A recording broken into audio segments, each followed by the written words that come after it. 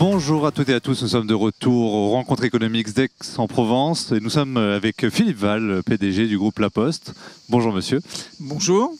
Merci d'être avec nous.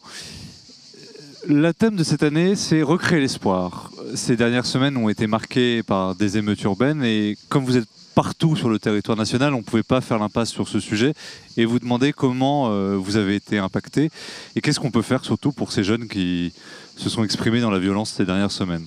Alors d'abord, 130 bureaux de poste ont été endommagés et 80 de ces 130 bureaux de poste n'ont pas pu réouvrir. Donc qu'est-ce qu'on a commencé à faire? On s'est immédiatement préoccupé des prestations sociales et on a organisé notre réseau de bureaux de poste pour qu'il soit ouvert. Et on a donc dirigé les milliers et les milliers de clients des bureaux qui ont été détruits vers de nouveaux bureaux pour qu'ils puissent percevoir leurs prestations sociales, ce qui est une façon de répondre par le service public à la violence qui s'était exercée.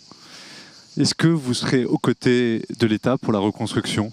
Alors évidemment, nous, on va reconstruire ces bureaux, simplement ça va prendre un peu de temps, mais fondamentalement, notre responsabilité, c'est d'être partout sur le territoire, on y sera donc, et on est aussi aux côtés de l'État dans l'intégration des jeunes. La Poste, c'est une entreprise d'intégration. Nous utilisons énormément d'entreprises d'insertion. Les jeunes de ces entreprises d'insertion travaillent chez nous. Ils travaillent ensuite en CDD. Et puis après, on les intègre comme des postières et des postiers. Donc, nous avons déjà énormément d'embauches. Nous avons énormément d'appels à l'alternance et à l'apprentissage. La Poste, c'est une entreprise d'insertion elle-même. En 2022, par exemple, les chiffres Les chiffres, c'est plus de 5000 alternants. C'est 5500 embauches de facteurs sur le terrain.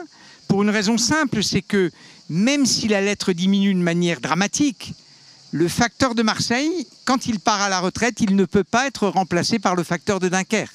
Et donc nous sommes une entreprise de réseau et nous continuons à embaucher et donc à insérer des jeunes partout sur le territoire. D'accord. Et on parle aussi beaucoup en ce moment, notamment avec ce temps caniculaire, de la lutte contre le changement climatique. Concrètement, quelle part va y prendre le groupe La Poste ? Alors d'abord, La Poste reconnaît que comme elle est un logisticien et un transporteur, elle a des émissions carbone. Nous sommes des émetteurs de carbone. Et par contre, nous prenons notre destin écologique en main et nous avons décidé d'être le leader de la décarbonation de la logistique dans le monde et nous le sommes. Il faut que vous sachiez que tous les téléspectateurs sachent que La Poste est l'entreprise la mieux notée en notation extra-financière, c'est-à-dire écologique, sociale et gouvernance, de toutes les entreprises, de tous les secteurs dans le monde, par Moody's, qui est une grande agence de notation américaine. Elle note 4976 entreprises, et pour la 3e année consécutive, notre entreprise, La Poste, est la mieux notée. Donc on essaye partout, dans la banque comme dans la logistique, d'être les leaders de la décarbonation. C'est un élément clé de notre stratégie. Et c'est sur quoi nous fondons de l'espoir. C'est-à-dire que dans la crise climatique qui vient, nous avons décidé de prendre les devants et d'être les leaders de la décarbonation. Et il y a un sujet aussi majeur dans la logistique, dans la décarbonation, c'est les ZFE, les zones à faible émission, qui risquent d'être la future bombe sociale de demain si on n'accompagne pas les particuliers, les professionnels dans la décarbonation. Bien sûr. Nous avons signé, il faut que vous le sachiez, plus de 20 conventions avec les grandes métropoles françaises. J'ai moi-même été saluer les maires de ces villes et de ces métropoles. Et notre promesse, c'est une logistique décarbonée. Évidemment, on aura besoin des ZFE, mais vous avez raison.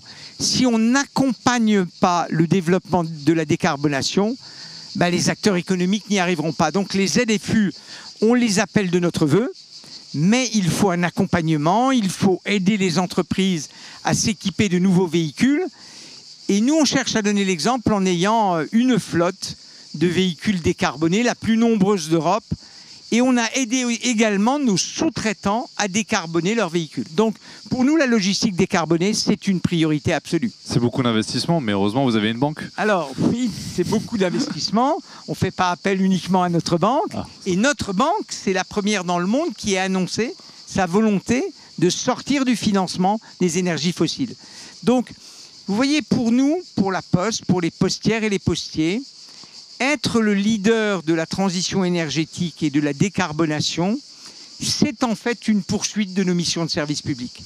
Dans la société qui vient, être leader de la décarbonation, c'est être en avance et indiquer à la société le chemin qu'elle doit prendre, c'est-à-dire se décarboner le plus vite possible et évidemment le mieux possible. Et qu'est-ce qu'il reste à faire? Parce qu'on a l'impression que c'est jamais assez, que les entreprises en font jamais assez. C'est vrai, c'est vrai. Sur quoi vous aimeriez être meilleur? Alors, on pourrait être meilleur en ayant décarboné la totalité de notre flotte. On n'a pas encore décarboné la totalité des 45 000 voitures. On a décarboné tous les deux roues, puisqu'on a 27 000 vélos électriques. On a lancé en France une filière du vélo cargo, électrique également. Mais non, il reste énormément à faire. Il reste beaucoup à faire sur nos immeubles. Et la décarbonation des bâtiments. Bien sûr, des bâtiments. Vous avez aussi des logements avec votre filière service. Des logements logements avec toit et joie. Donc, ouais. Non, rassurez-vous, il reste encore beaucoup à faire. Et on a beau être leader, il faut être humble, il nous reste beaucoup à faire. Sur les bâtiments, il y a en plus beaucoup de réglementations. Il y a l'interdiction bientôt de la location de certains logements. Est-ce qu'il faut toujours plus de réglementation? Parce que parfois on entend un ras-le-bol normatif. En fait, il ne faut pas moins de réglementation, il faut la bonne réglementation qui stimule les acteurs économiques pour qu'ils aillent dans le même sens. Le zéro artificialisation nette des sols, c'est très difficile si on veut se développer. Donc il faudrait des choses qui soient plus adaptées au territoire. Tous les territoires n'ont pas les mêmes besoins ni les mêmes exigences. Et plutôt que de voter une loi centrale qui s'impose partout, chercher l'action territoriale et la meilleure adaptation possible à la logique territoriale. Je vais le dire d'une autre manière. La loi, c'est un métier, la proximité, c'est un métier, et la proximité, c'est notre métier. Donc il faut agir en proximité.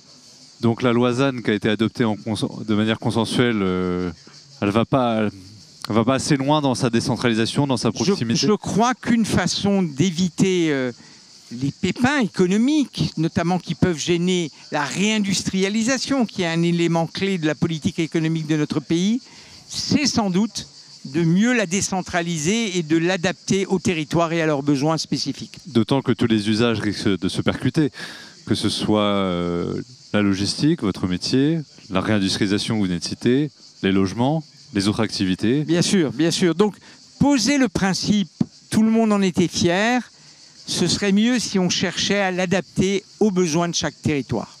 Quel est le prochain défi qui vous attend sur ce point de vue environnemental? Sur le point environnemental, c'est exporter ce qu'on fait en décarbonation logistique partout en Europe. Vous savez que Géopost, notre filiale de colis, est le leader du dernier kilomètre en Europe. Dans tous les pays, on est soit le leader, soit le numéro 2. DPD à Londres, c'est nous. BRT en Italie, c'est nous. C'est d'exporter ce savoir-faire de la décarbonation partout en Europe, bien sûr. C'est ça, sans doute, le grand défi que nous avons devant nous. Est-ce que vous trouvez qu'on avance plus vite, moins vite, justement, que nos voisins européens? La France avance plus vite. La France avance plus vite. Et il y a une étude très intéressante qui vient d'être faite à la demande d'Amazon par Oliver Wyman, qui démontre qu'un colis transporté par la Poste en France consomme 2 fois moins de carbone qu'un colis distribué en Allemagne. Donc on est en avance. Simplement, quand on est en avance, il ne faut pas s'endormir sur ses lauriers et il faut continuer à agir et à investir. Alors, et quels sont les prochains investissements à venir? Les prochains investissements à venir, c'est continuer la rénovation de notre flotte de véhicules, c'est équiper nos immeubles en cellules solaires et en production d'énergie.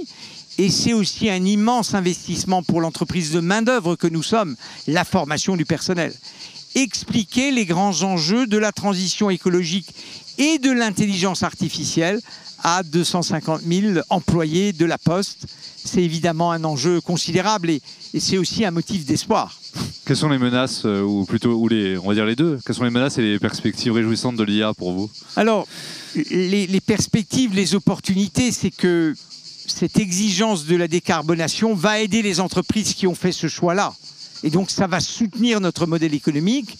La menace, c'est la menace géopolitique, c'est-à-dire une guerre, Ça, la guerre, c'est mauvais pour les peuples et c'est mauvais pour le business. Donc la principale menace, et on l'a vu, nous, sur notre activité, c'est ce que la guerre en Ukraine a provoqué comme ralentissement de croissance et comme explosion de l'inflation et le coût de l'énergie. Donc c'est ça les grandes menaces. Très bien. C'était le mot de la fin. Merci beaucoup, Philippe Merci Ball. à vous. Au revoir. Au revoir.